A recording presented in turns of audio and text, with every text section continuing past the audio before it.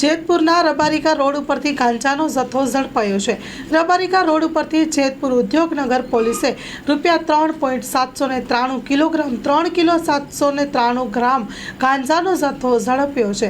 પ્રકાશ મણિકુમાર સિંધ જેઓ બિહાર નામનો શખ્સ ગાંજાના જથ્થા સાથે ઝડપાયો છે। પ્રકાશ નામનો શખ્સ ગાંજો બિહાર બાજુથી વેચવા માટે લાવ્યો હોવાની પ્રાથમિક માહિતી મળી રહી છે। ઉદ્યોગનગર પોલીસે 3.793 કિલોગ્રામના જથ્થા મળીને કુલ ₹38.930 મુદ્દામાલ કબજે કર્યો છે।